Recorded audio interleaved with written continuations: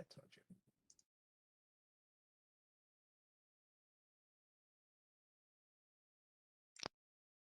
Oh, good. We all in? Hey, Phil. Yeah, I just got in. Was anybody else having trouble or just me? I got in fine. Okay. Okay. Something that I saw, Phil, sorry, this is Kevin, but on the PDF, the URL for the WebEx was not clickable. So I had to copy paste it. Okay.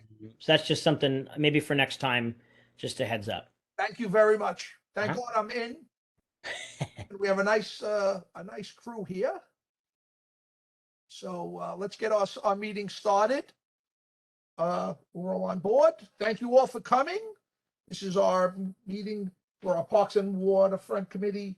The first agenda item is the update on 40 Quay Street. I have to make a correction here. I have Mary's name on it, but Mary has nothing to do with this. I got sorry about that. We were supposed to get a presentation from Brianna Peppers, excuse me, from Kaiser Real Estate. They even backed out of the community board meeting Tuesday night. So I asked her to come on here, but I'm looking around. And Joanna, do we have them here anywhere? I don't see. No, we don't. We don't. Okay. All right.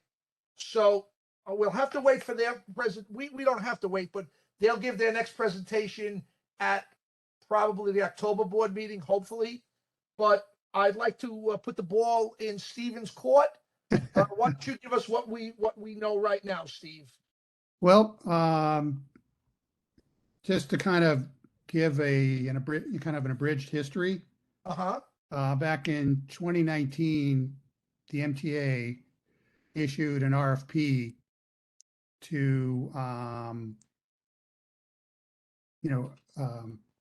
to acquire bids from developers with the idea of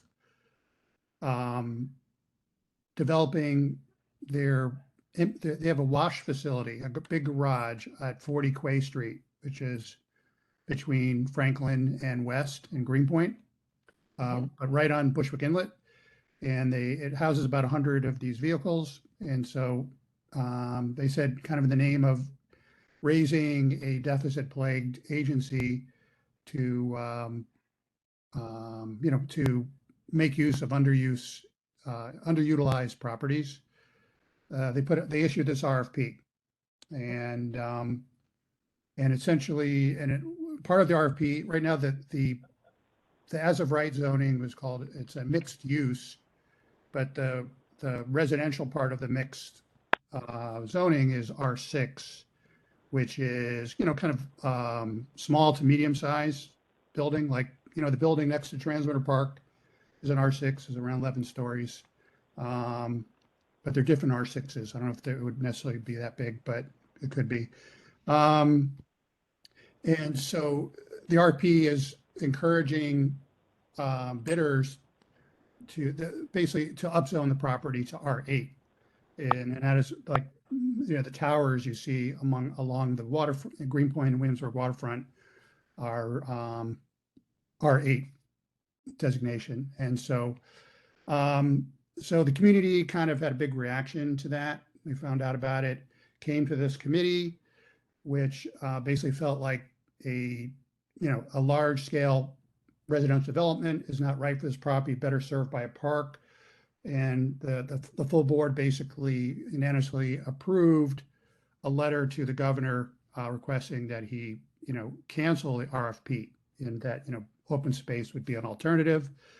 Fast forward to I guess roughly about a year ago, the MTA issued a press release, and we know that they approved one of the bids by the developer and Gotham organization. And they put a press release, have a website, and at that time is roughly about a 500-foot tall building with 900 units of housing, and it'd be roughly 50 feet from Bushwick Inlet. and right next to the next section of the park that essentially had, the approval of the design, went through the community board, got the okay. And last, Mary's most recent update is that it's still kind of waiting on some agency approvals that were delayed by the Do you pandemic. have a Zoom link to it? Nope. How did they give you this information? Yes, I did. Can you mute, please? Yeah. Whoever's talking. Yes. So, Thank you. so what I understand is that they're kind of getting, exploring going through the ULURP land use process of rezoning.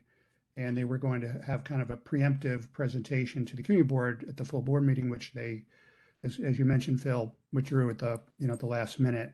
Yeah. And so, the community kind of, or a large, segment of the community led by Friends of Bushland Park, basically, issued a press release saying this, This is that ridiculous. really the best use for the park would be, open space that act as, resiliency measure, green infrastructure versus, a large structure that would not be Water that way, just et cetera, not et cetera. much. So that's the, the lightning round account of history of the project. Can you hear me, Steve, or no? Yes, I can hear you. Yes. Okay, thank you. I've lost visual, but yeah, it looks like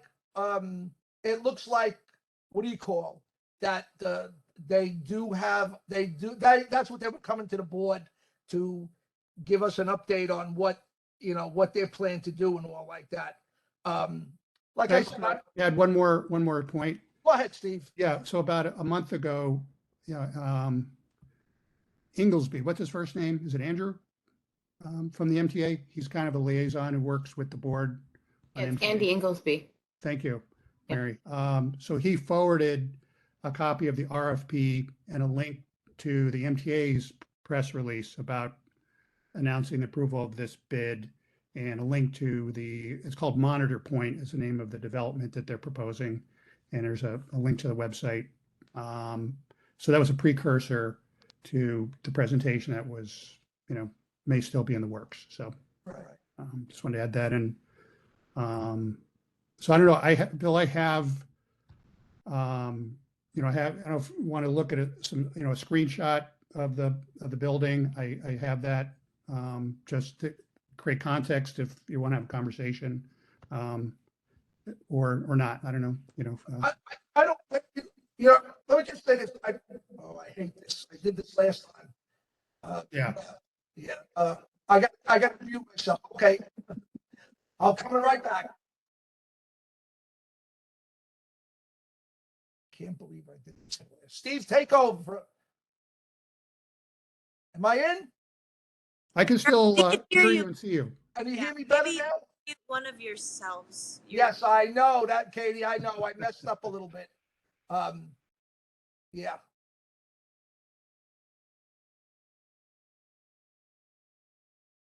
So Yeah, so we hear and see you fine now. I So, don't believe I did this again.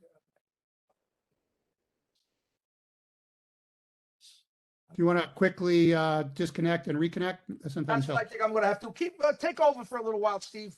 Okay, Whatever you want to talk about. okay.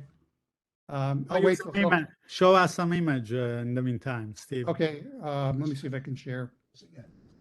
If you go to the Monitor Point website that Steve just referenced, I just took a look at it. It's monitorpointonquay.com. It gives a pretty good image of it in the front opening page. Steve, just looking at it, how wide is that section of park? So the park that goes around the inlet, it almost in this image, it looks like it's like 15 feet. Wait, from the inlet to the base of the building? Yeah. Yeah, it's roughly like 50 feet, 50. Okay. Yeah. I mean, it kind of looks like it almost takes over. It's almost like the inlet then becomes its front yard in a way. And then behind it Why did I? is, hey, Phil, are you back with us? I'm joining. Okay, great. All right. So yeah, I shared my screen with, from Monitor Point's website, just so people can have a visual of what, Did this last time. yeah, so, Phil, I'm also here for the record. If you did a roll call, I'm Go ahead. logging in. Okay, thank you. Go ahead. No, I got you, Santi. Go ahead. Okay. So also, I mean, just have to note, part of their project is they would buy the development rights to the Monitor Museum property, which is adjacent to theirs. And through the project would fund the development of the Monitor Museum. And Yeah. there's other elements to it as far as housing goes for, and relocating the current WAF facility to another part of the district and moving the, Box Street Park, there's a plan for most of the park to be developed into usable open space, but there's a small, like half-acre section right on Commercial Street that is occupied by the Emergency Response Unit facility by the MTA that has they put very strict parameters on transferring that site. And so they've also included that in the design. So it's basically kind of helping one park on the other end of Greenpoint that was promised in the 2005 rezoning 17 years ago, and putting it in this, very large structure on Bushwick Inlet. So, yeah. Can I let me see, I'm back in again. I'm doubled up again. Oh my God. Okay. Go ahead, Steve. I'm so sorry. I'm so sorry. It's okay. So sorry. Mercury's in retrograde, I hear. So, could I ask a question about this proposal, Steve? Sure. And this is, for anyone who doesn't know me, I'm Paul Kelterborn. I'm new to the community board and new to the Parks Committee, and excited to work with you all. Is there, I mean, this building, like, it looks kind of similar to a lot of the other residential towers going up along that stretch in Greenpoint. Mhm. Is there anything particularly like out of, like, why is this one particularly out of scale, or is there something about it that makes it kind of like more disagreeable than the other residential buildings? Well, from my standpoint, just my personal opinion is, just the proximity to the inlet, just, approximately a 500-foot tower. So it'd actually be taller than the buildings that are going up behind it. And so, so just the visual imposition on the park, which is going to be 27 acres of contiguous, just connected open space. But again, the land was originally zoned R6, which is a much smaller building, which I think was supposed to serve as sort of a kind of a buffer and a transition, from the park and the lower zone buildings like along Franklin, rather than just have this abrupt, movement to this much larger scale, yeah.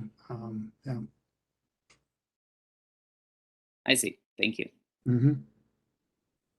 I think there are also a number of other considerations that I'm sure the land use committee will also speak to. I think from a parks perspective, which is what this committee is focused on, I think Steve is right. This is about the proximity to the park and the limited open space we already have from a density perspective, as opposed to some of those other buildings, which, at least added some open space in the context of building them. I would say, probably not enough. And, even though I live in one of them, and would say, why make a bad problem even worse, or build more ugly buildings than already exist, is another potential response, but we'll save that for land use, I suppose.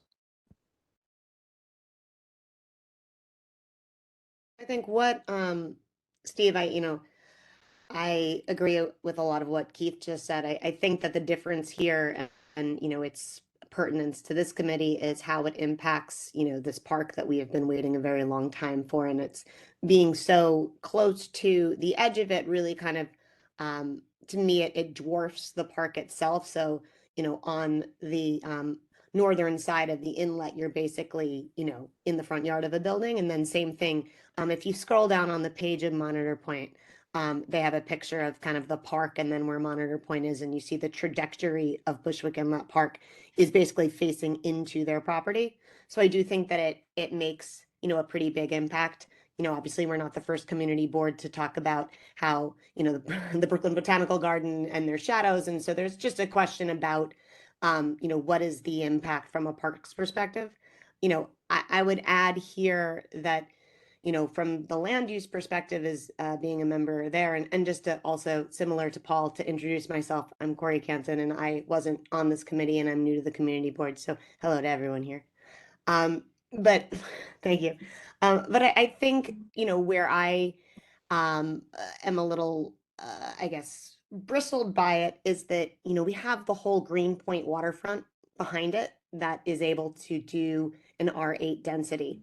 And so I think that from a community board planning perspective, there should be some sanctity to the, to the zoning that something currently has. And I think an R6 zone, which is what it is currently, would not dwarf the park where the R8 does. And I think that that comes at a compromise to a community that was given a park in exchange for density, and this density being where it is makes a visual and just an overall impact on the public space.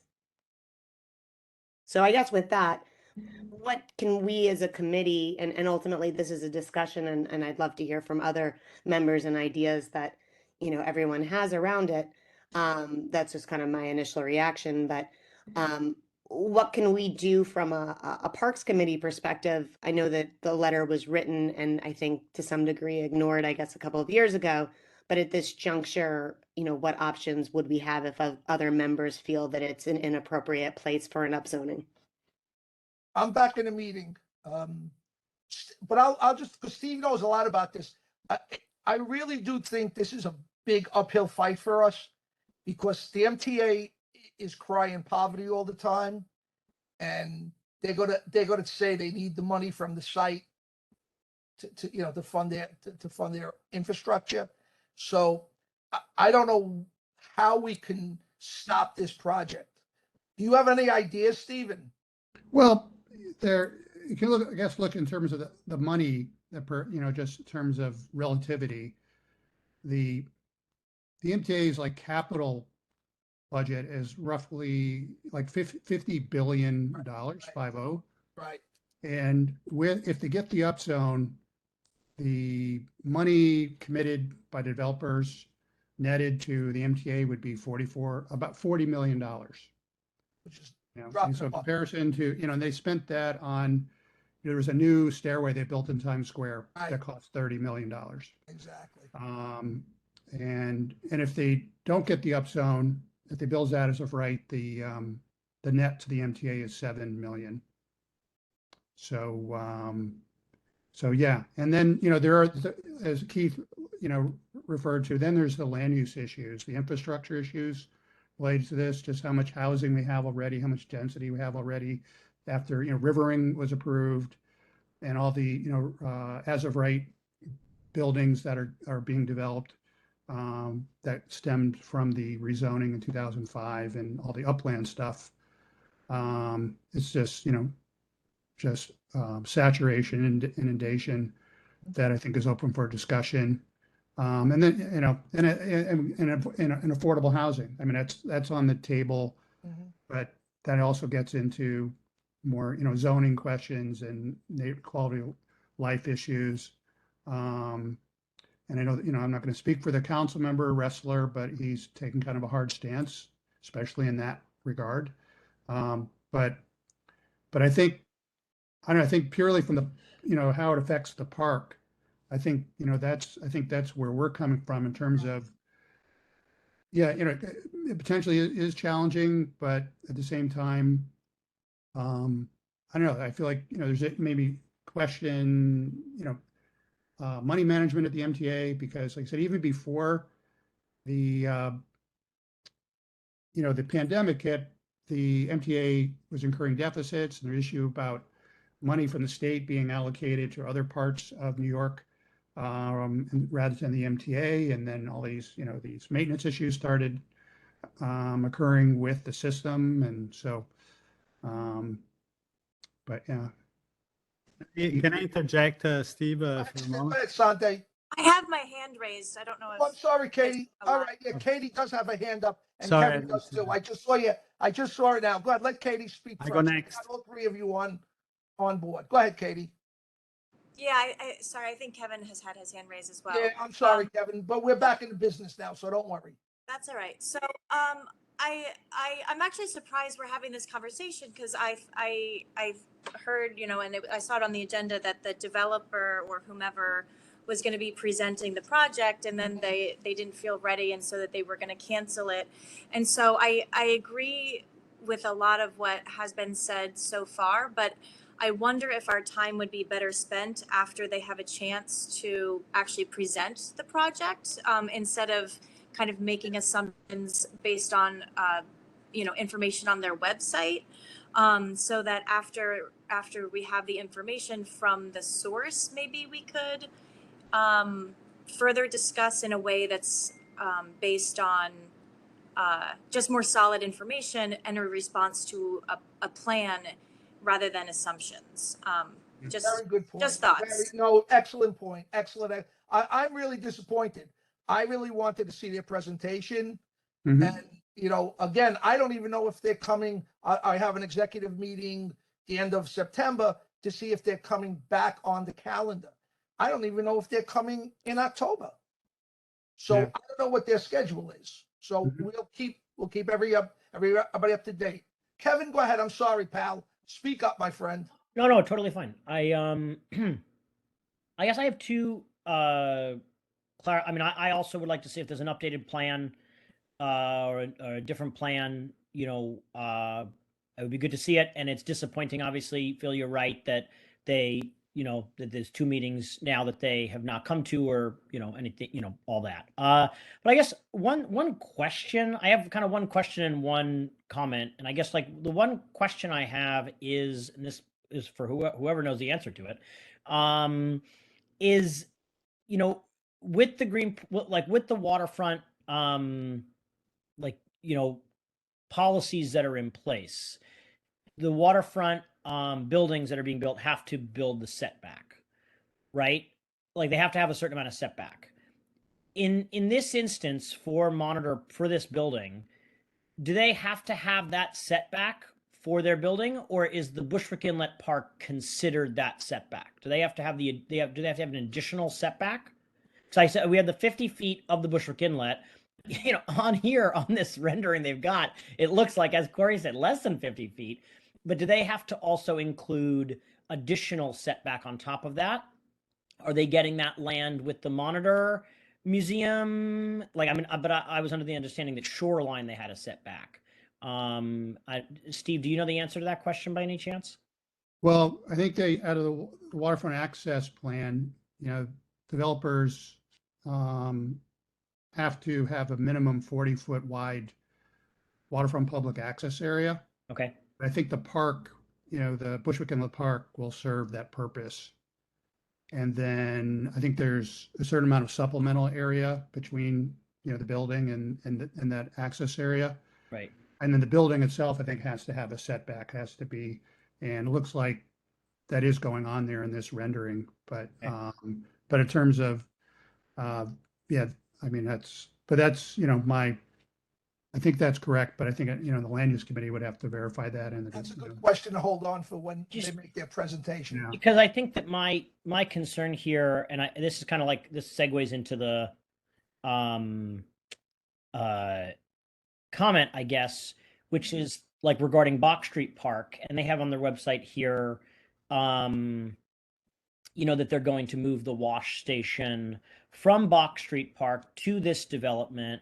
No, it's not, Kevin, no, sorry. The wash facilities in the current MTA on 40 Quay. Oh, so the emergency response unit. Yeah, the developer is going to move the wash facility to East Williamsburg at their expense. Too many MTA chess pieces on the board. Yeah. But I guess my question is that, my concern, I guess, is that regarding that emergency response unit, that was promised. MTA, like, one, out of the 2005 rezoning, Bach Street Park was promised. Two, this was negotiated already for 77 commercial, right? And so now we're being told, okay, in order to get Bach Street Park, you've got to move this over to this space. And to me, it does seem like taking advantage of the community, right? That's going to be an expensive install. And they're positing it here as a major give back, right? But now in addition to that, we're being told, in addition to this, reneging on this Bach Street Park deal, they are counting hard-fought waterfront land on the inlet, perhaps, as part of their setback, which also seems, inappropriate. Well, it's not part of the setback. It would just be part of the building. Right. But what I'm saying is, just building on what Corey had said, is just like, it's part of the building, but like they don't have to provide an additional 40 feet on top of the 50 feet that is already there, that the community has fought hard for. They're saying, okay, well, there's the 50 feet. Thanks for the 50 feet. Greenpoint. And now they're going to build, So anyway, I guess those are two things that are on my mind looking at this. The other thing, which I guess, sorry, and I apologize, I just now I've been like looking at this, is the space off to the side here, because it looks like it's one, like a lower building and a higher building. And obviously I know this is a rendering, and literally here it says it's a conceptual rendering for illustrative purposes. But are they constructing another building to Yeah, the so they have to have what's called an upland corridor, Okay. from the street. So essentially that would be West Street going into Bushwick Inlet Park. But it essentially ends up dividing the property. So on looking at the rendering on the right, they have to rezone that part also to, I think, an R7. So they want to build 10 stories there, and they would put the ERU facility in the bottom of that building. According to their, a previous rendering, that's what they were planning to do.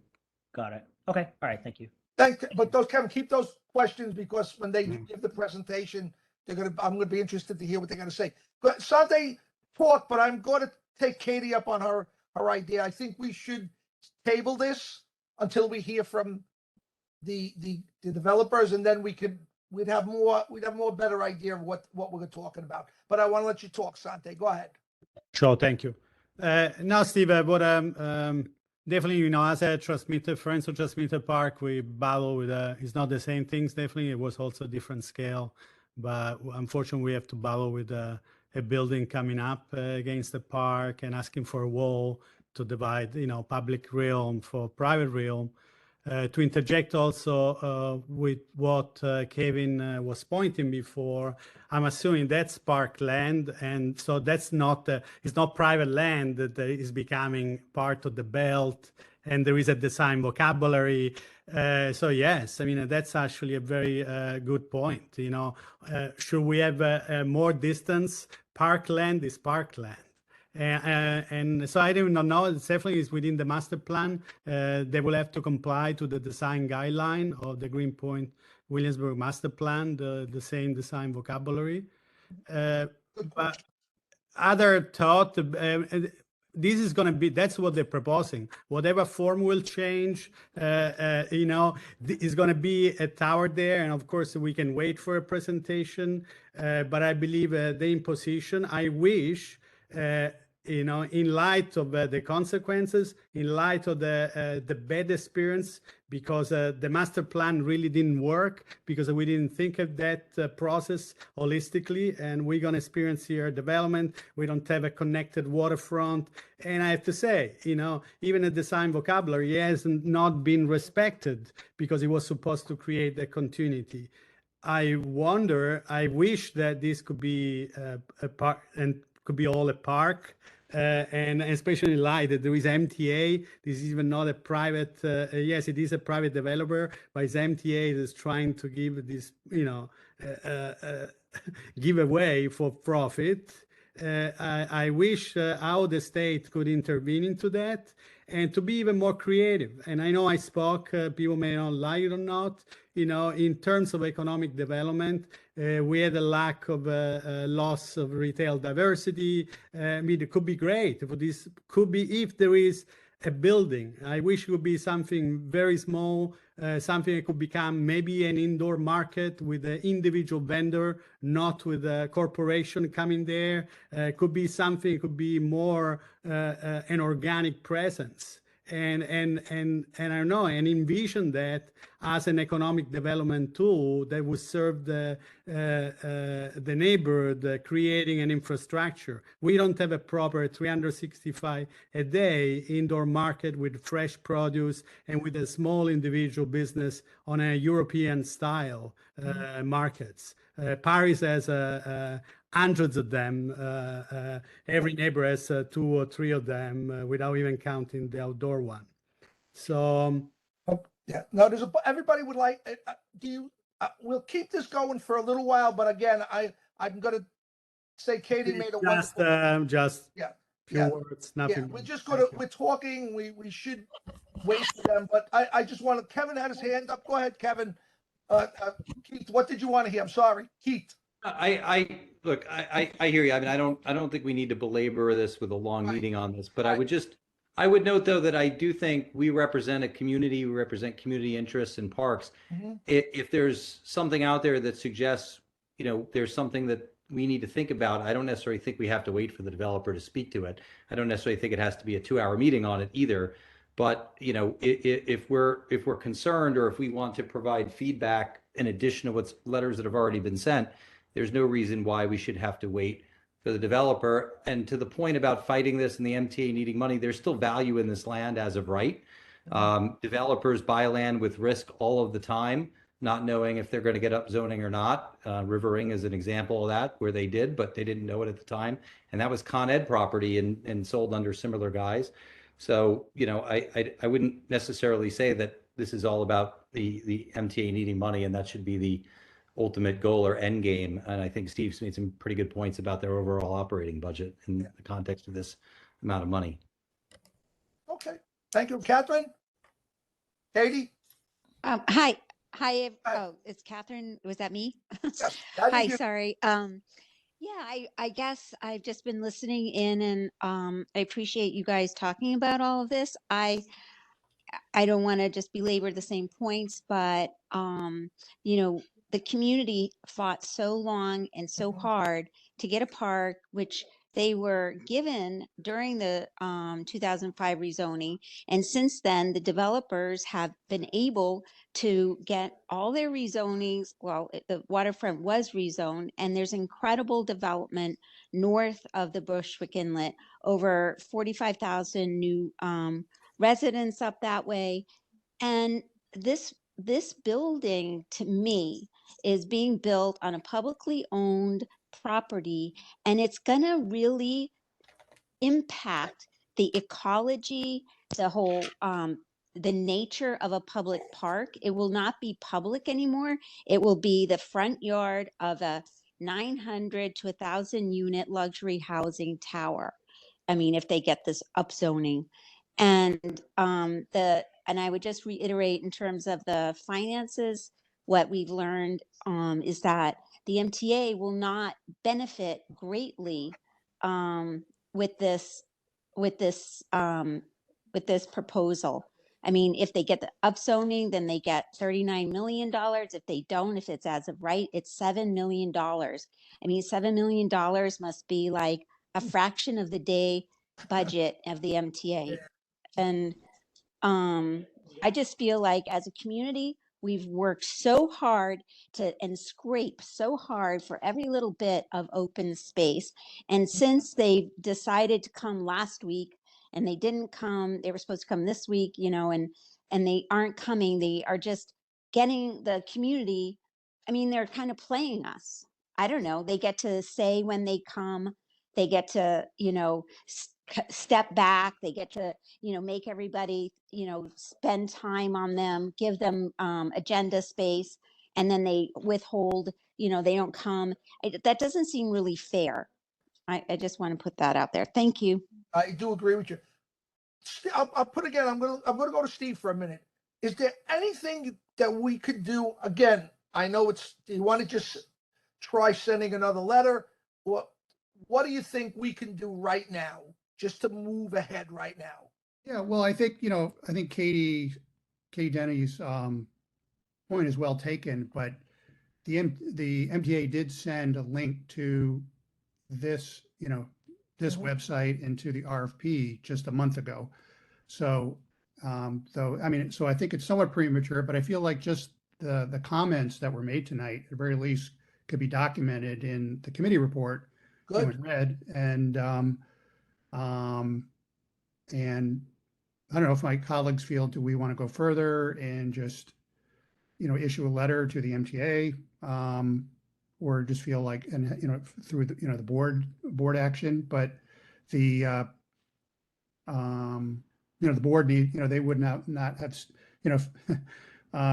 do a survey of how many people read that, looked at the MTA's, letter, or their email, probably be very low, but, Well, I can tell you this, when I give my report, I will definitely let the board and the community know our feelings, mhm. how strong our feelings are right now.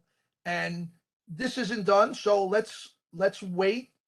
Let them give their presentation. We'll beat them down at the community board meeting, and then we'll see where we have to go with that afterwards. How's that sound?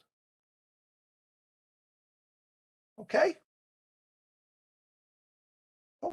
Phil, we have a new committee member, Fabian Lawrence. He had his hand raised, just to give space to somebody new in case you didn't see that. I got you on here, pal. I just marked you present.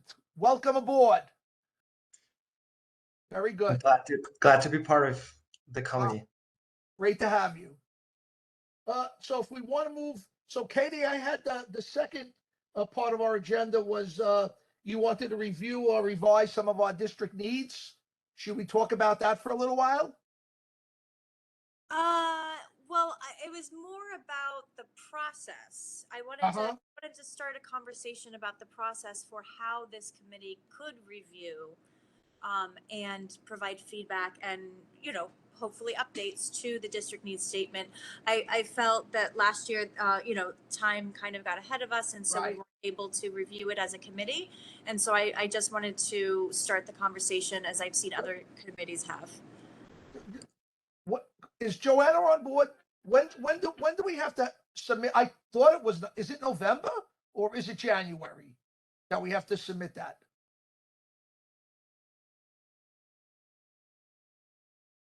Or we don't know. I thought it was in the fall. Okay. That's Joanna, or whoever it is, if you could, Sorry, it's Katie. if you could, if I'll find out from Joanna when we have to do that, and as it gets closer, we'll sit down and we'll look at how we could revise them. Mr. Caponegro, can you say that again? Sorry. Yeah, Joanna, when do we have to submit our district needs? When does that statement come out? I think it's during October, but I could find out for you. Well, I hope it's not October. I hope it's not. Yeah, in my memory, I thought it was October or November. Or November, yeah, Katie. I thought it was November also. Yeah, so that maybe I thought we could start the conversation now, Uh-huh. maybe have some homework, reconvene in next month or at some point before the deadline to Okay. figure it out. All right. I'll find out from Joanna exactly. Hopefully it's November. I believe it is November. We'll call a meeting in October and we'll update them at that point, if that works for everybody. Good.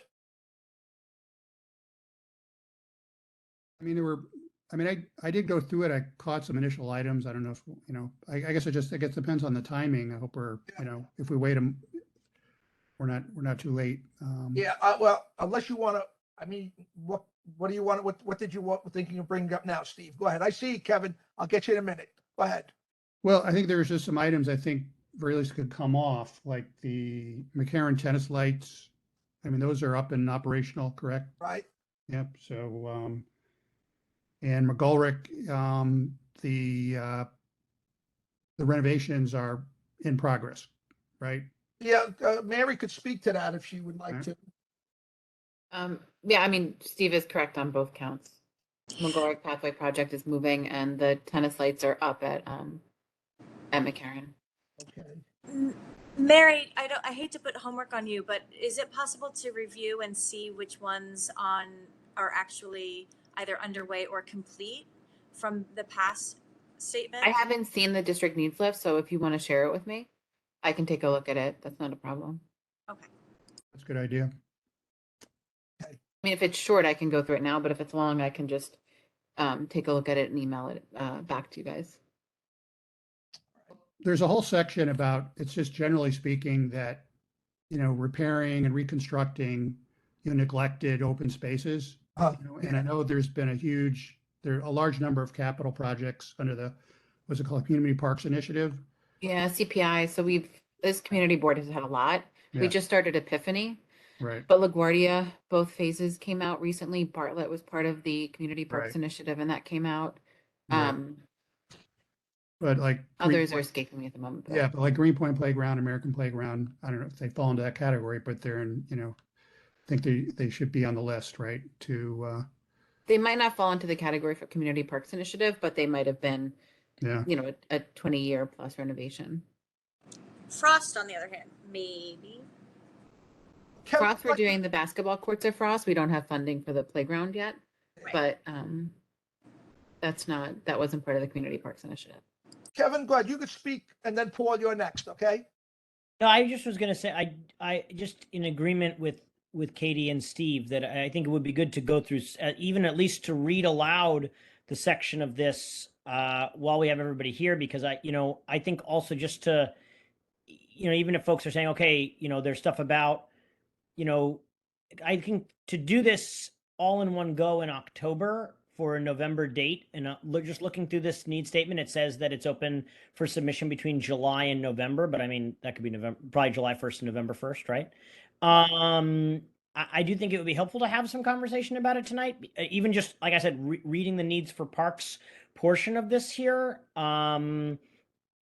because do you have it in front of you right now? I do, but I just because it's like, if there are things that we can easily cross out, or things in particular that we'd like to have folks come back, so, okay, there's stuff about Cooper here, there's stuff about Bushwick Inlet Park here, and just to direct those folks that are part of those groups, to, PS 84 Playground to come back next time, or come in October to give some feedback on this. PS 84 Playground is actually under construction. That's what I'm saying. I'm saying that, like, there's a lot of this statement that is pretty dated. In addition to, like, talking about what the current needs are. So, but it is, I have it up. It's right here. So I mean, there's a most important issue related to park cultural facilities, and then community district needs related to parks, cultural, and other community facilities. It's like a page. It's like less than a page. I think there's like a detail section and a summary section, but they're sort of redundant the way they are. And the listed asks are all over the place and don't necessarily line up with what is written above. So I would caution against maybe trying to do all this in October. Phil, what do you think about that? And does it make sense to pull it up on the shared screen and just go through it as a committee to see initial thoughts? If you could pull it up on a screen, that would be very helpful.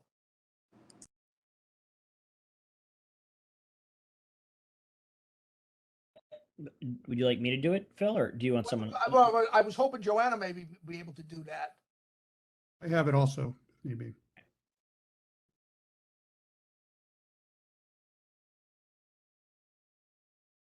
Whoever could do it, it would be helpful. You have to do, Steve. Do it, Steve. You did before. Go ahead. You could do it.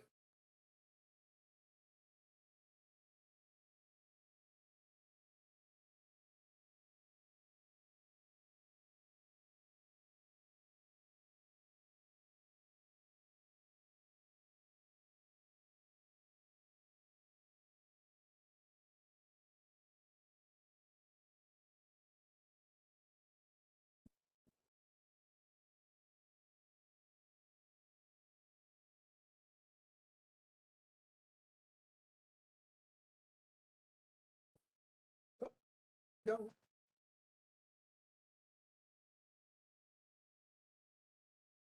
Beautiful, beautiful.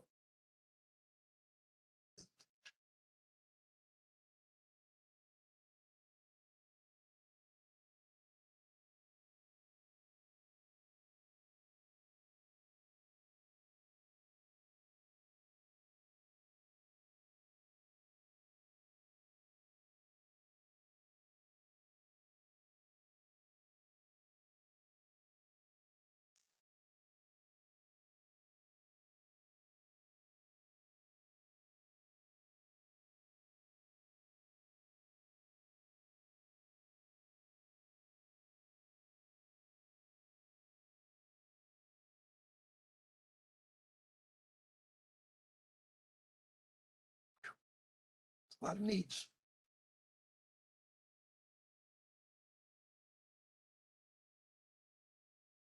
You are muted, Steve.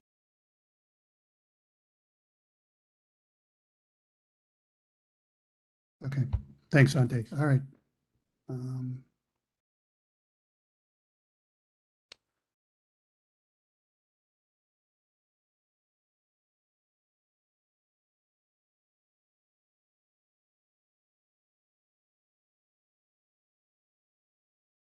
Okay.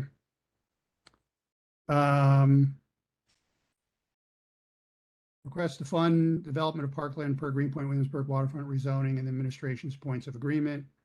Explanation with the rezoning of the Greenpoint Williamsburg waterfront. The administration agreed to development parkland stated commitment towards building open space, waterfront esplanade, and continuous waterfront access. Improvements of Karen Pool. It's pretty broad. Funding for the further development of Bushwick Inlet Park, including construction and expansion of the park itself and the remediation of the Bayside fuel oil site and the city storage site. Acquisition of the parcels is moved, so I feel like that's right on. Steve, what is that? What is that? Sorry, what is that column all the way to the right where it says 86 Kent? Is that like what's been done? What's under? That's the location. Oh, okay. New comfort station for WNYC Transmitter Park. Renovation of handball courts. I know that's tops of a lot of people's lists. Oh yeah, we're gonna add pickleball to that. We got to put pickleball courts in there somewhere. Mount Carmel Triangle. Can anyone speak to that? The lighting Monument. Yeah. monument. That's on Meeker Avenue in Union. Little triangle on the corner there. Okay. Restore and fund redevelopment of Sand Park under the Williamsburg Bridge. Okay. Right. Improvement for the concrete triangle, Williamsburg Street and Rodney Street. Request funds to make sidewalks safe for pedestrians to walk and include the installation of much needed lighting.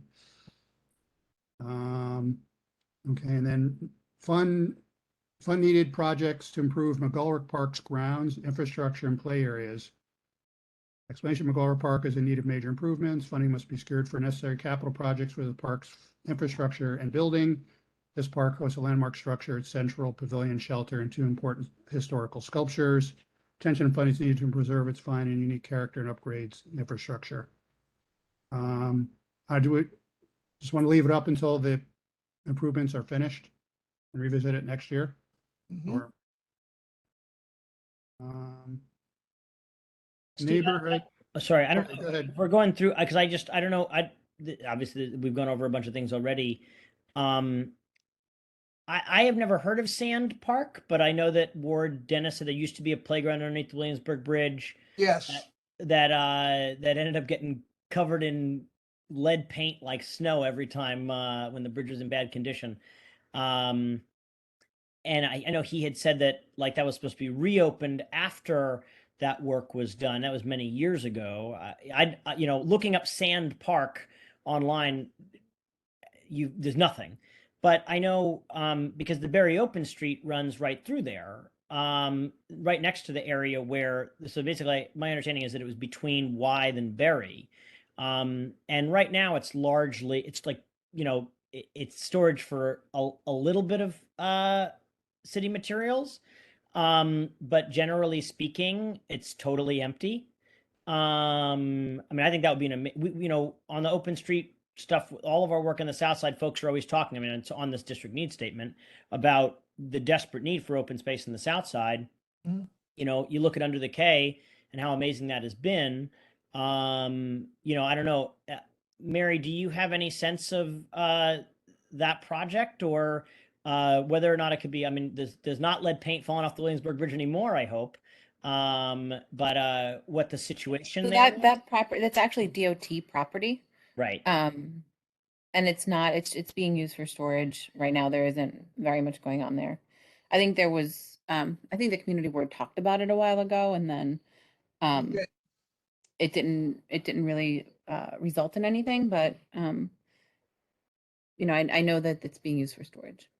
Was there a handover between the Parks Department? Was it DOT operating the playground that used to exist between Berry and Wythe in this space? I don't know. This was a very, very, very long time ago, Sure, Kevin. yeah, probably before I was So, born. you know, I'd have to talk to some folks at Parks about who, you know, how it was run and things like that. Sometimes it happens that areas under bridges are, you know, have underlying jurisdiction, which would be DOT. And then on top of that could be Parks Department. So that if there's a DOT use that comes up, the DOT can, you know, take over that area. Right. So, you know, I'm not really that knowledgeable of the day-to-day workings of this park. Let me speak to that, because we did talk about that. I know Antonio, when he was a council person, he was very, that was one of his priorities to do something with that space over there, but I guess they just never did. Yeah, I would be interested, Mary, you know, just because like, again, like I'll say, like the open street on Berry, there's just so much that is happening there all the time. There's so many folks traveling north south on it, you know, often up to McCarran Park. You know, and a lot of the conversations that we've been having is about connections to these open spaces, Domino, Bushwick Inlet, you know, the Banker's Anchor space, you know, and a space down the southern end of it would be amazing. And I do wonder what because there are inland, there's a lot of trucks parked. DOT, you know, has their concrete, but there's a lot of grass under there. I mean, it's, you know, between Berry and Wythe. You know, I mean, the concrete pad or whatever is not whole. I mean, they're not parking trucks there between Berry and Wythe. Right. I mean, I don't recall there being any grass under there. It's pretty covered. Maybe weeds, but greenery all the same. It would be great to get, I mean, you know, specific that and just going through what we've done so far, the triangle, along Meeker and Sand Park, some sort of update, on that. I mean, those two stand out to me absolutely as two areas of interest, especially because probably that lot underneath the Williamsburg Bridge is probably 2 acres. At least, you know, make a big difference for the south side. But I see Katie's got her hand up, so I'll mute. Thank you. Okay. Yeah, we definitely have to look into that, Kevin. Go ahead, Steve, you want to continue? Yeah, or also, I mean, I remembered that Jerry Esposito engaged Commissioner Marr on this back in 2019. And Commissioner Marr responded that he spoke with Planning and Capital, and the site is, New York City property can be used by DOT and it can be used by parks subject to right-of-way and maintenance needs. Based on the square footage of our capital staff has come up with a 7.5 million estimate to make this site a recreational space. Things that could not require extensive foundations could be within scope, including perhaps a small synthetic turf, multi-purpose play area, some basketball, volley courts, volleyball, skate park, adult fitness, et cetera, et cetera. You didn't mention pickleball, but it sounds like it could, you know. We'll get a volunteer crew down there and clean it out tomorrow if Park says yes, but I'm just kidding. But that sounds great, Steve. All right. Yeah, we'll have to push him on that. We'll have to open the door on that and find out what's going on with that piece of property down there. Yeah, I see Katie's got her hand up. Phil, I'm sorry. Oh yeah, I see her now. Go ahead, Katie. I just had a question again, going back to process, where, you know, I think I have a lot of thoughts on some line items we've seen to date. I'm sure, you know, so far, I'm sure other people do. So are we sort of some of these probably could have a single meeting dedicated to just one line item. So are we kind of just looking at them to see the scope and scale of what we're talking about, or are we going into depth on certain ones depending on if there are questions? I guess I'm a little unclear about the kind of dedication of conversation to each line item, or and also if they're prioritized. I was unclear about that. Well, if we could change, if you want to change anything now, let's do it, and we'll send it in. Well, I feel uncomfortable changing anything, because I feel like there's a dialogue, and so I just don't know how best to have that dialogue and get feedback, and how we're going to prioritize or make changes. Just because I'm one committee member doesn't mean what I want to change is representative. So I'm curious how. Well, you're part of the Parks Committee, and if you have ideas that I think you should present them. Well, let's go back to the top. I mean, I don't know. I'm curious. We could keep going. It seemed like we were just kind of reading, but then, Kevin, of course, starts asking questions, and we focus on one.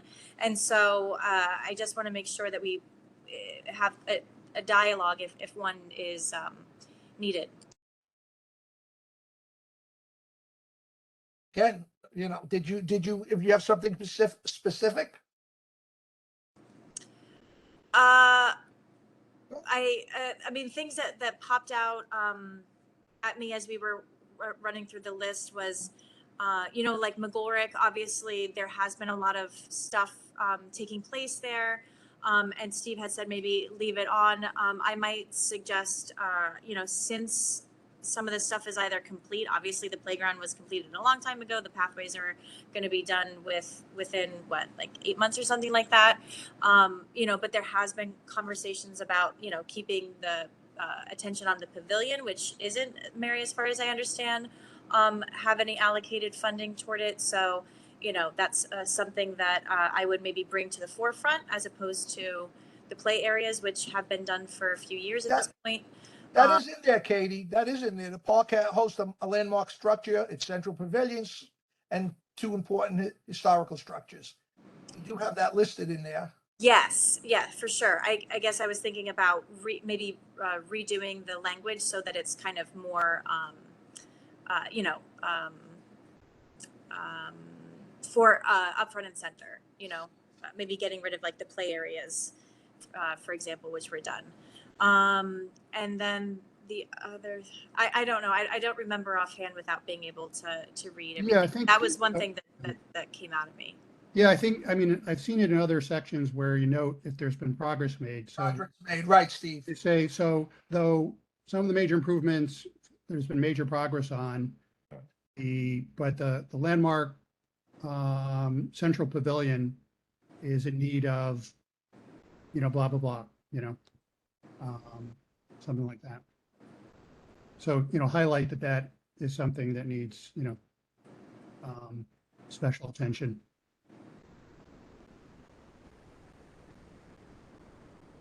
Okay. Do you anything else you had in mind? You want to keep moving down the list from there, Katie? Can you remind me that this is or is not prioritized? Is it not just what's here, but it's also where it's listed, or does that not matter?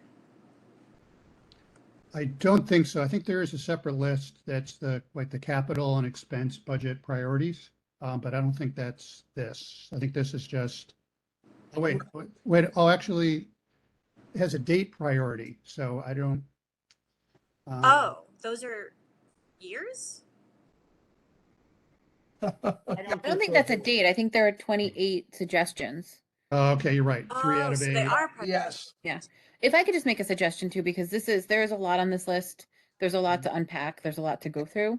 Right. And I find even when I'm looking at prioritizing what I think the district needs, or, from my experience going through the parks every day, I do think you need some time to think about it.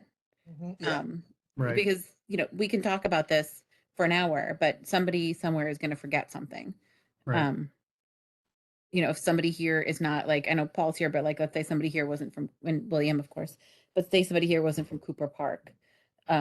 we'd forget about, I don't know, the bathroom's going to be done in the fall, so not that, but something there, maybe lawn reseeding or frost or something like that. So also, Mary, once we are, I'd like to make a comment probably on the need of the WNYC Transmitter Park.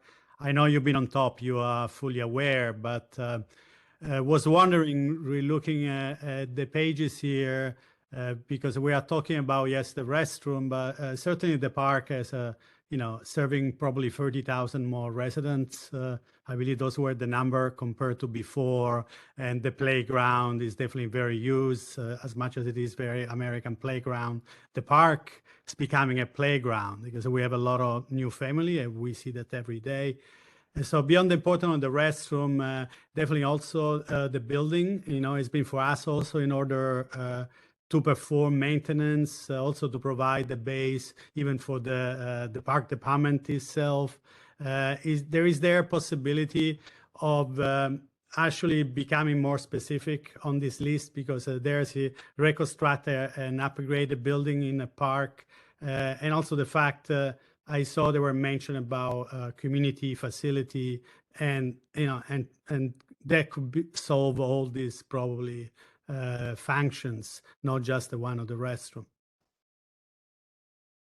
So, I mean, I think this list is whatever you guys want it to be. So if you want to be specific about what happens in transmitter, I'd say go for it.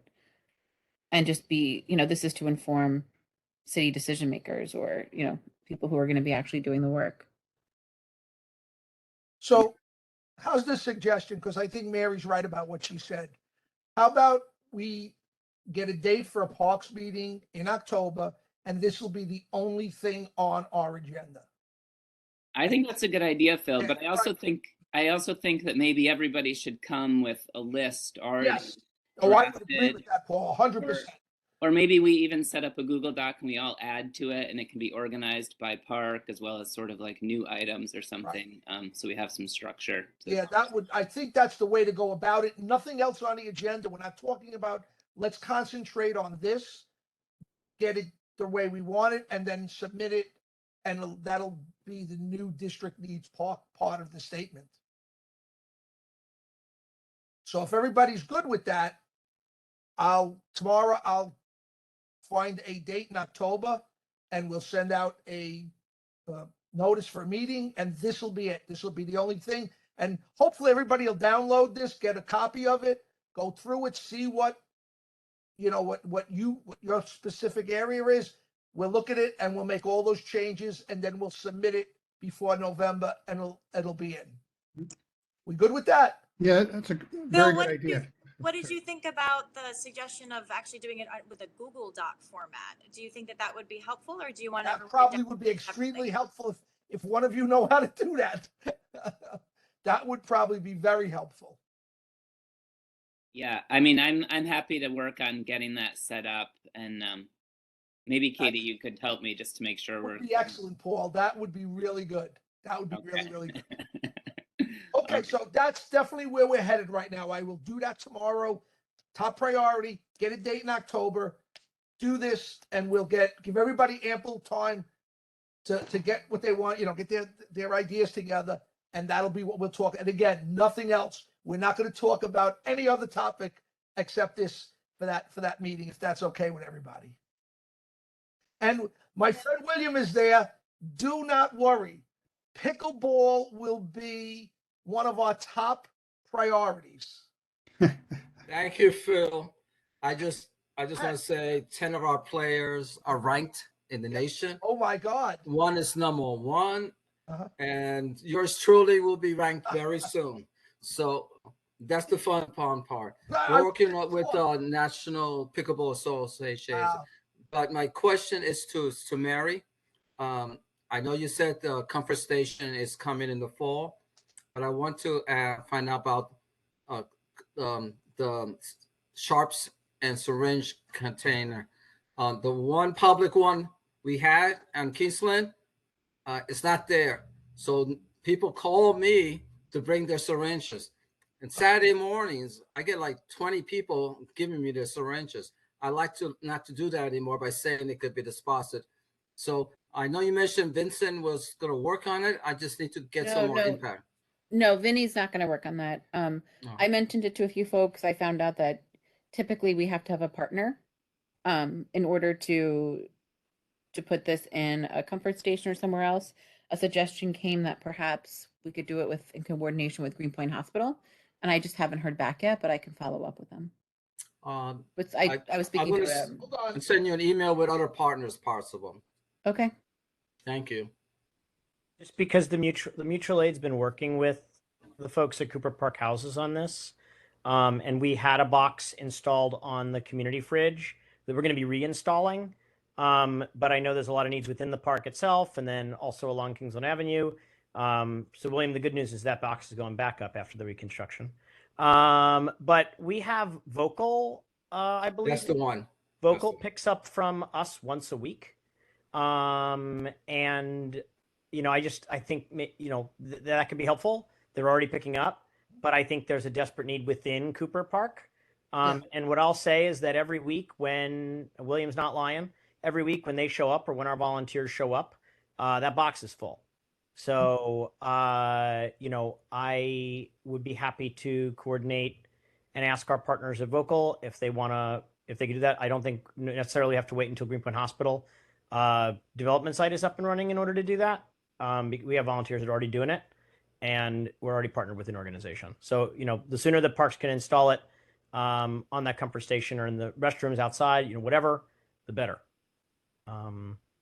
So I'll touch base with William.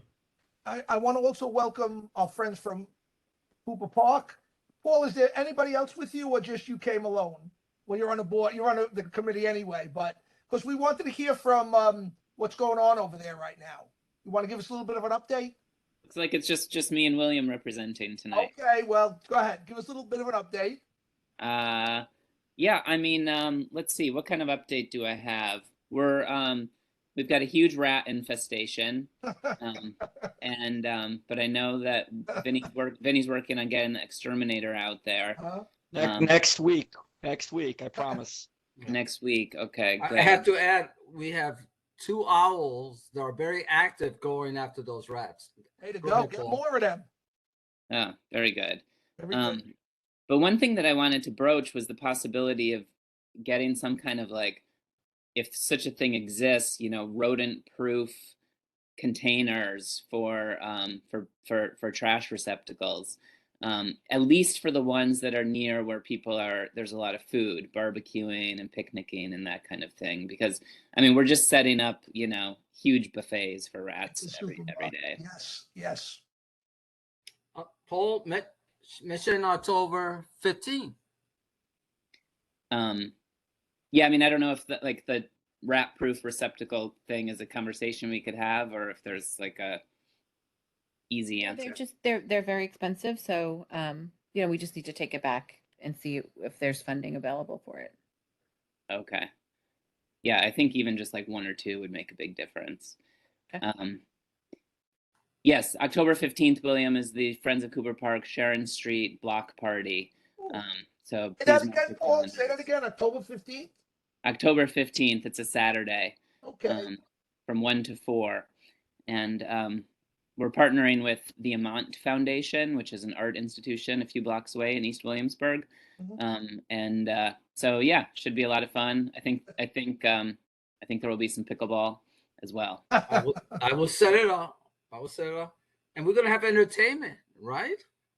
There will be music. Good. Fall festivities. Yes, everything. Excellent. I want to give a call to Mary, because she's really a good friend. And for Katie, she had her team over there earlier this week do a cleanup. And I didn't realize how much North Brooklyn Parks Alliance has been helping us. So I just want to say thank you. There you go. And Jody, I see Jody from Friends of McGoldick. Would you like to just give us a little update on your park? Hi, everyone. Thanks for having me. Sure. Thanks for being here. Nice to meet you all. I've met some of you. So yeah, we are officially official. We're really excited to get moving. Thank you. our community is so activated and wants to be involved in the park. We've organized over 100 community members since we started organizing in July, and we haven't even had any formal meetings or events yet. So that's good news.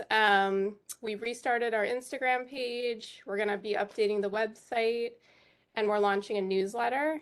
Wow. And we really want to build on community engagement and just keep going with this momentum that's in this wonderful community. We are doing a daffodil bulb planting, partnering with PS 110 on October 16th. And we're working on some fall cleanups. We're hoping to do a pollinator garden. And looking ahead, we want to partner with local groups who use the park. There's so many people that come to the park for exercise classes, children's classes, clothing swaps, book swaps. We do have a message board in the park we're hoping to get access to, Mary, so that we can put up all these flyers. There's a lot of people that are posting and trying to connect with community members there. So we feel like if we're kind of heading that up, we can get everyone's flyers every week, post them in a nice way, post them on our Instagram, and just keep people feeling good and engaged. And we are seeing progress on multiple areas with support from Parks and Lincoln Wrestlers team. But we're looking for some updates and upkeep on some of these areas, specifically the extermination project. We're wanting to know where we stand. A lot of people are reaching out, wondering, still seeing rats, what's going on. And then the soil testing results from construction. People have been asking about that. There was tons of work done on the garden beds around the park. And we're kind of wondering who's the maintenance person moving forward.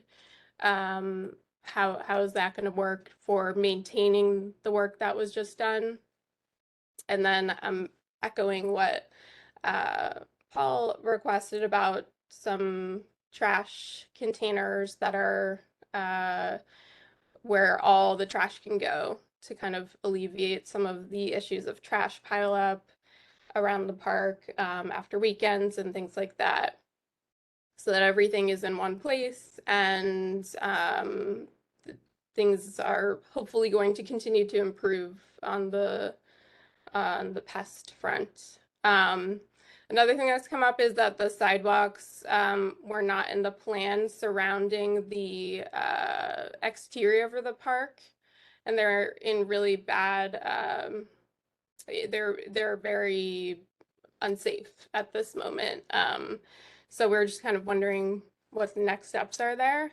I see that you had in the district needs statement about the pavilion as well, which is also looking kind of rough, and it's beautiful, and we're really hoping that can be considered for a project moving forward, as well as the bathrooms in our park, which don't seem to serve the amount of people in our community that are using the parks at this time.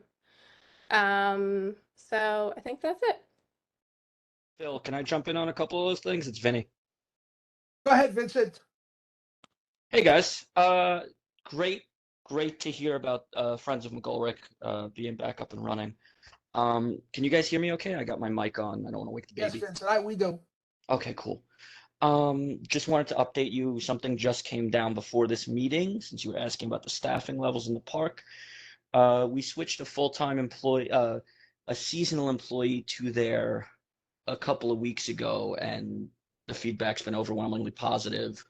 And the good news is, with that feedback, we got her picked up full-time. So she's not going anywhere. She's staying there. And we're going to try and supplement with some additional staff as well. Regarding the garbage cans, we did get the rodent. I got to get an exact count for you, but we did get a bunch of the rodent resistant cans in. And I saw the request to get them moved. Just bear with us. Our beach and pool season just wrapped, and it's a couple person job to get those moved. They're quite heavy, but it's on my to-do list once I have a truck back in service with a gate that can lift them. What else did you have on that for me? Annie, were you able to get the key to the bulletin board? Yeah, I'm trying to get 2 sets made, or I'm gonna have shops drill the lockout because it's not the universal bulletin board key. It was something we had back stock. So if the key is missing, which it appears to be, we're gonna have to drill a lockout and get a new lock put in and give copies to the Friends of as well as the Dog Run group.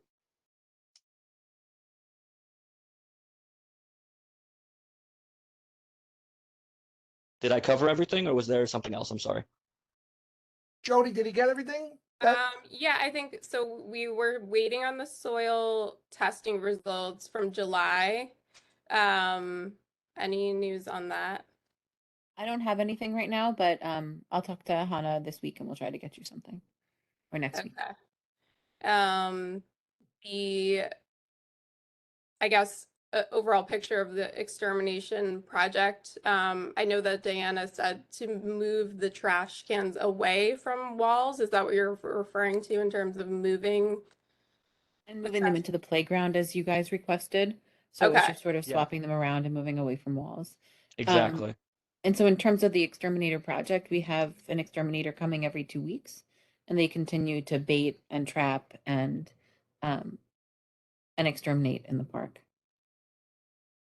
Okay, and then the gardening beds, just kind of finishing that project, and then who is there to maintain that? Okay, the park itself does not have a dedicated gardener, so it's the district gardeners. I assigned everybody over there to really make that a point of emphasis to help with the rats temporarily, and they'll cycle back through, basically incident probably before the marathon. They'll cycle back through and touch base on some stuff so they can get some fall projects going as well. I just don't have an exact date. Okay, do you think you could keep us posted when you have more information on that? Yeah.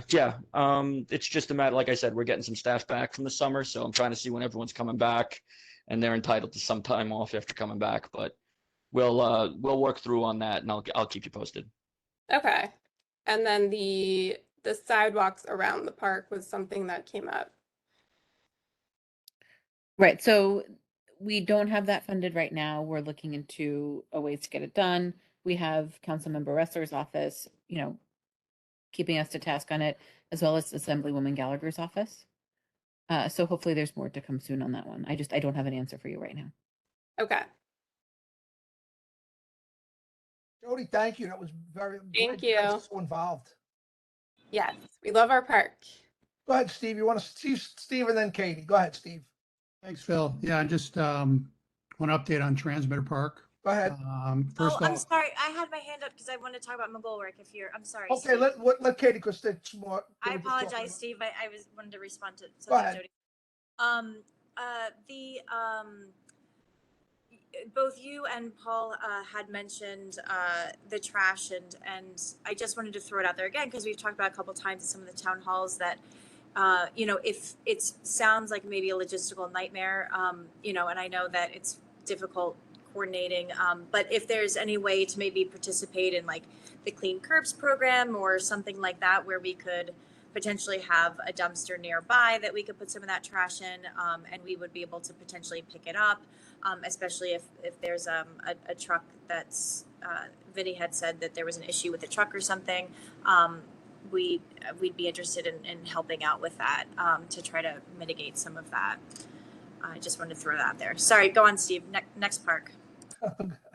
Okay, go ahead, Steve. Let us know what's going on in Transmitter. no problem. Yeah, so yeah, the park turned 10 over the summer, just like Right. that. And we had a wonderful ceremony in the park in the morning, last Saturday with the Parks Department. Mary was there.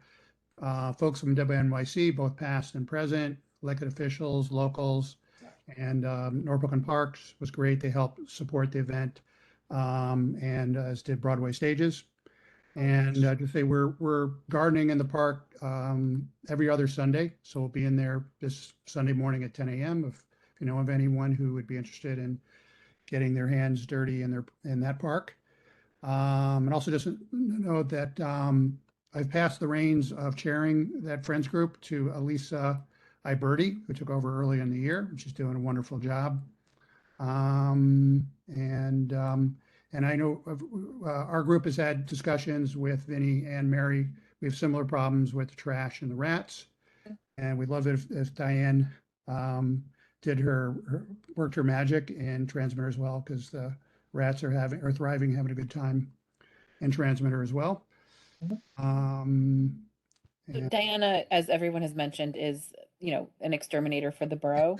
She's stretched very thin, as I'm sure you can tell from the amount of time she's mentioned here. But she is very good. She pushes and makes sure that we go out and we clean the planting beds before she gets in there, so that we can really get the extent of the problem, and then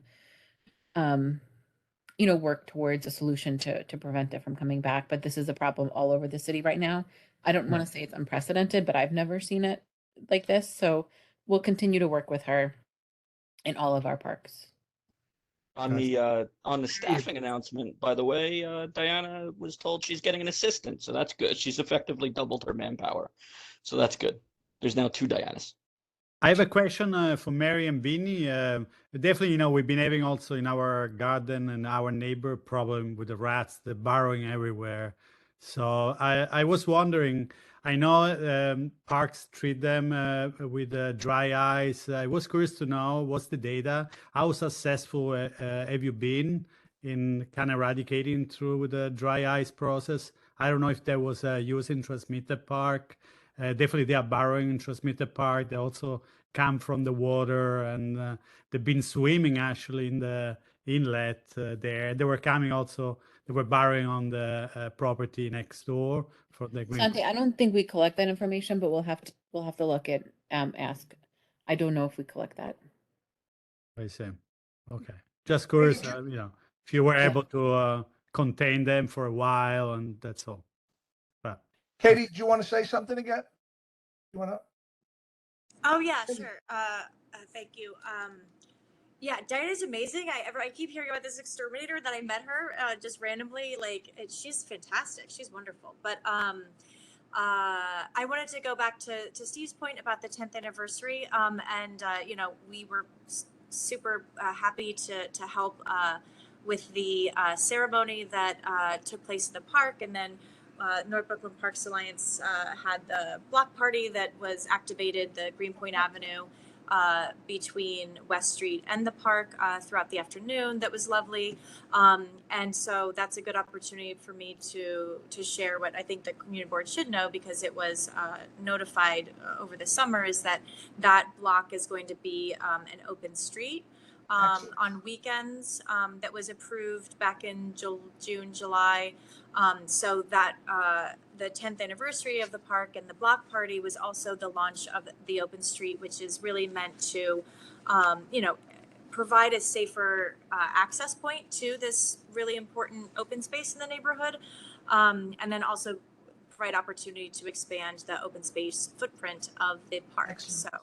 So the North Brooklyn Parks Alliance, we're the lead on that. If anyone has any questions, feel free to reach out to me. And yeah, there you go. Weekends, 11 to 6 are the hours. Thank you, Katie.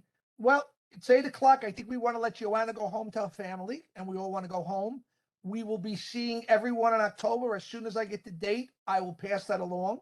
Bill, sorry to interrupt you, but I got the date for the district needs deadline. It's October 31st. Oh, that's the date. Okay. Gotcha. It has to be in by October 31st. Okay, thank you. You're welcome. Phil, I'm sorry. I had my hand up for a little bit. Sorry, go ahead, Kevin. I know Keith also has his hand up and Vinny has his hand up, but I don't know if No, there's no, they had spoken before. earlier. I Okay. think so. Yeah, I think that, and it's good to see Hannah from Lincoln Russell's office. Hey, on this call. And something just that like I know I have brought up before in this space. And obviously it's like Steve is bringing it up, Paul is bringing it up, Jody has been recruited into this little cabal of folks, generally speaking, and is bringing it up, which is that, and this, stemming the leptospirosis crisis in McCarran Park, right? Like every single one of these parks is having the same problem with rats. And I mean, there's a lot of reasons for that. Disinvestment from the Parks Department, disinvestment from sanitation. But we do know that, that I guess what I am concerned about here is there's no argument that the Parks Department is taking actions here. Individual rat-proof trash cans, visits from an exterminator that's assigned to the entire borough. Those are good things and welcome things. Also at the same time, I really don't want to gloss over the fact that like there are larger institutional solutions to this. The Clean Curbs program that Katie mentioned, and containerization of trash outside of the bounds of the park in the roadbed, so it is more easily picked up by sanitation, or more easily picked up by the Parks Conservancy that we have in this neighborhood that seems to have offered several times to partner on this. And I don't know why we're not getting an answer. I apologize, if I'm speaking out of turn, but it's very, very frustrating because we have now, there are 3 parks representatives on this call from 3 different parks, and McCarran, it's a problem everywhere. But like, I don't understand why, like, the Parks Department cannot just say, okay, like we will work with the city to do the Clean Curbs program for trash containerization, get this garbage out of the park, and partner with the Parks Conservancy in this neighborhood to coordinate pickup. I'm sorry if I sound frustrated, but it's a frustrating sort of thing. And to say, okay, we're going to go into October, and then we're going to go into November, and now it's the winter, and now it's wait for the spring. Like, I'm on that McGolrick Slack channel that Jody just formed, and there's a parent saying, I'm at the park right now with my kids at the playground, and they just saw a rat like run over a stroller. And like that is not going to be solved by a district-wide exterminator or individual rat-proof trash cans. Like it's going to mean getting that trash out of the parks, getting it containerized, and getting it picked up. And I know Vinny, sorry. Yeah.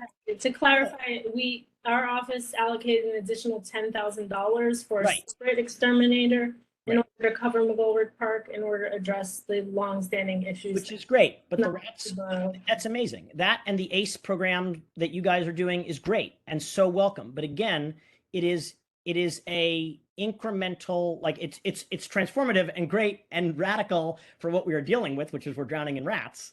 But like there is a larger solution here, which, on that side of Clean Streets things, it's funding sanitation, which I know Councilmember Ressler is fighting for and working hard on. But on the park side of things, it is this trash containerization. And I would hope it's partnering with partners who are ready to do that work. Katie said just now, and she said in previous calls, that Parks Alliance is ready to do that. I guess what my question is from Parks is like, what's the holdup on that, or why? And if they can't answer that, my question goes to the electeds, because I know I've mentioned this 2 or 3 times, and it's getting frustrating attending these meetings and hearing and saying the same thing. I have a question about the Park Conservancy. Sante, I just would like to answer from Mary, I guess, because I just don't want to run off again on this. Like, this has been brought up many times in this space. And we've talked about this before too. We have park staff that are in the parks picking up garbage. I will talk to Commissioner Marr and see if this is something that he's comfortable with. Perhaps we do need to bring it up to him. So I'll talk to him and see where we should go with this next. But Katie and I have talked about this to a very large extent as well in her role as North Brooklyn Parks Alliance. So this has been a conversation that we've had with her multiple times. I just think that work very clearly. We've had innumerable meetings, like, here, this meeting, this is like the Twilight Zone. Like, it keeps on getting brought up, and I don't understand, like, what it makes me think, is that this is not a priority for the commissioner. It's not a priority for the Parks Department. I'm sorry, we send exterminators in the park. We send extra staff to pick up garbage constantly. We've got dumping in parks. The rats are not just coming from the garbage in the park. Please let me finish, please. So this is a big problem that Vinny has worked very hard on, that our exterminators have worked very hard on. We have also worked very hard on this. Right. We've been putting as many of these rat-proof cans in parks as we can, increasing the number of garbage pickups that we do. Sanitation does not pick up garbage from parks. It's the Parks Department that picks up garbage from parks. So just please keep that in mind, that we will continue to work on this, and we'll explore as many options as we can as we move forward. Is the Clean Curbs program actively being explored by the Parks Department? I can't answer that question. Why? I don't know.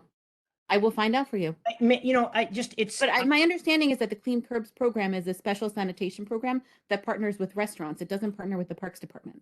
So I think that's just a different beast. The And Clean so, Curbs program Hannah, it looks like you want to answer. is designed for commercial strips. So I think part of what the challenge here is this is like an interagency question, and the Parks Department doesn't handles trash within the park. Sanitation handles trash outside of the park, and that program has not been designed for this purpose. So if we want to explore whether or not it can somehow be repurposed for this, that requires some interagency conversations. And like Mary said, she probably has to have a conversation with Commissioner Marr. And so I think perhaps Kevin, Mary, myself, and Katie can have a follow-up to try and get some more direct and explicit answers on what's possible and what's not possible, and what some comprehensive solutions might look like.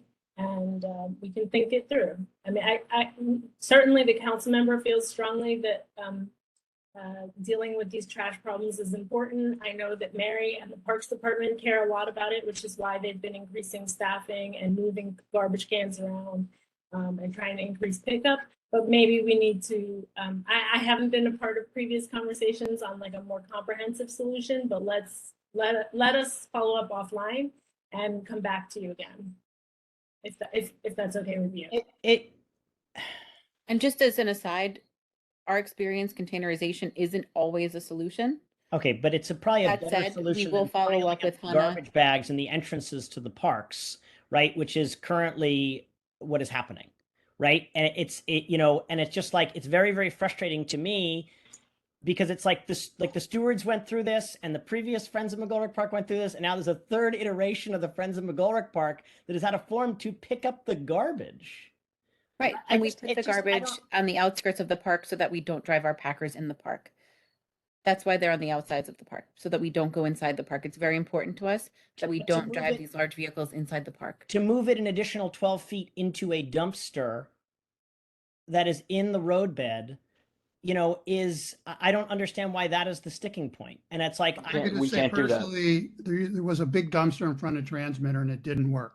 It just overflowed. That was the first thing you saw when you went into the park, and it was just we had people dumping. Exactly, people just dump more trash in there. So I feel like it's a multi-pronged solution. Yeah. Right, but the same thing at Cooper. If what we are discussing, which is what has been discussed, is that we have an organization in this neighborhood that is saying they will pick it up from that dumpster, right? Like, that seems like an answer to me. If the response is that the dumpster that existed that Parks was managing was not being emptied enough, that sounds like it was a Parks Department issue, and like, which just goes back to the heart of this. So it's like, I don't know that I'm going to necessarily get the answer here, but I do want to say, Hannah, and I'm going to say it to Assemblymember Gallagher, and I'm going to keep on saying it, that like, it is very, very frustrating as like a regular person in this neighborhood to have to keep on doing this and keep on seeing regular people having to step into the breach to pick up garbage for the Parks Department. So like, there are solutions here, and whether or not that is the 100% perfect solution to exterminate rats from New York City, I don't care at all about that. Like, I care about, how can we mitigate 30%, 40% in a real way, what Sante was saying, which is like something that's going to show results and that we can see results in. So I apologize for for doing this at the end of the meeting here, but it is just, Phil, as you know,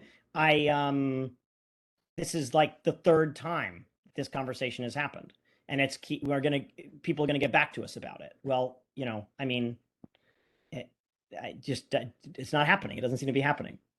Can I close with a very fast question? You mentioned Conservancy. I want to know, is that a status recognized by the Parks Department, Mary? So is it our official Conservancy, North Brooklyn Park Alliance? I mean, I think that's we work very closely with Katie and with her team on volunteer efforts in the parks. I don't know if the Parks Department necessarily recognizes conservancies in the way that you're talking about, but we work very closely with them on a number of different projects. You know, but I'm also on here. So Sante, happy to have a cup of coffee with you if you have any questions about our founding. I don't know if you were in the neighborhood at the time, but we have a long history. So I'd love to catch you up anytime you want. No, it was just it's this is the right contest. Is the the Parks Committee or Committee Board one. I had Conservancy. Just curious, I believe it's a public question. Don't need. I just want to ask for Mary. Is that a status is recognized by the Park Department? But she answered. She said normally, Parks Department doesn't. We work very closely with Katie on a number of different projects, with the North Brooklyn Parks Alliance on a number of different projects. So, the status of Central Park, it's a different. Maybe I misspoke. I don't. I'm not concerned necessarily if Parks Alliance is a capital C conservancy. Sorry, Kevin, just since Sante, if you could direct the question to me, we have a number of contracts across a number of city agencies that work with and state agencies that work in public spaces. I'm happy to walk you through that. Sometimes it's complicated. We have had contracts with the Parks Department as well, dating back 15, 20 years since we were founded in 2003. Next year, we are celebrating 20 years. And if you have questions about that, I direct you to our website where we have a lot of information. Happy to talk through. And it's the agreements and partnerships that we have across agencies and community organizations that allows us to do the work that we do across the mandate that we have, which is Brooklyn's Community Board 1. So I know we've never really talked before, but if you have any questions, I would love to meet with you as well as anyone else. Thank you, Kay. That was very nice of you. Thank you. So just to recap, I'm going to follow up with Mary and Katie, and we'll get some clarity on what are options and what are not options in order to address some of the garbage problems across many parks. Is that something that you guys could bring back to this meeting in October? I know that we said one thing on the meeting, but if that is an update that we can get in October. Okay, we'll ask for an update at that meeting. Okay, yeah, Kevin, we'll try to get you something. Hopefully by that time. With an understanding that some of the answers may not be the right ones, but that might mean that we need to think of alternatives, right? But to get clarity on what's actually possible and what's not possible, based on which could. A variety of factors, and what is thought is actually likely to be effective as well. Okay. So that's it. That's all I have to say. Thank you. And with that, good night, everybody. Have one. Good night, Phil. Stay Thank safe, you. please, Bye. everyone. And we'll be seeing you in October. See you in October. Good night, Joanna. Bye.